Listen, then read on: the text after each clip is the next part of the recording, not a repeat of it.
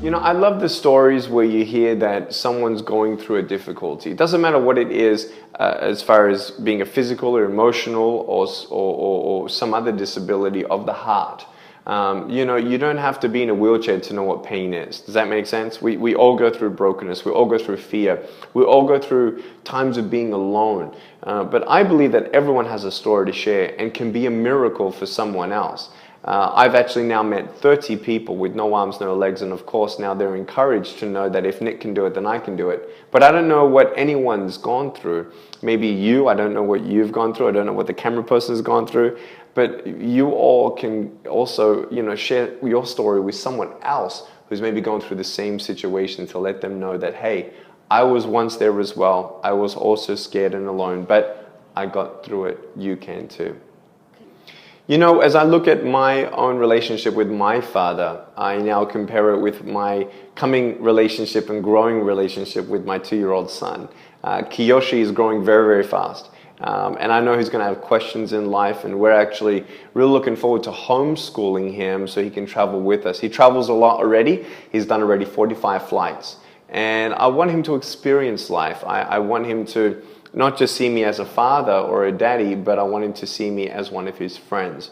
I'm always going to do what my dad did for me, as far as showing that affection and affirmation that I love him, that I'm there with him, that I want him to feel like he can share with me anything. And maybe there'll be a time where he might think that dad's not cool enough. But, you know, I'm going to do everything that I can to be the best father I can be, the best husband I can be. And I'm going to make sure that today I'm doing better than yesterday. There are always ups and downs to life, and you know, I'm not immune from ever being scared or sad or afraid of different circumstances at times. But I always reflect back to, first of all, the previous chapters of barriers and obstacles that I've been through and how I did overcome them before. You know, with the love of my family, that it's not about what's happening to me, it's how we're going to get through it together. I actually went through a financial crisis in January 2011. And it was very, very difficult for me. I went through panic attacks and a bit of depression as well. You know, in our life, we can either be angry for what we don't have or be thankful for what we do have. And in the end, all we can do is our best. And if I can just do my best with the love and help of my family, we'll get through anything. You know, unfortunately, in this world of 7 billion people, there are a small portion of population around the world who not only have personal issues, but have, unfortunately, political or personal motives for different things. That does result in violence and murder and corruption. And unfortunately, this world may not get any better fast.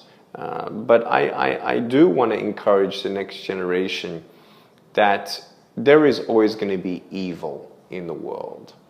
But what I'm trying to inspire into the next generation is instilling with them and within them a passion to really do good on a big scale. So the evil scale will always get bigger, unfortunately. But where's the good?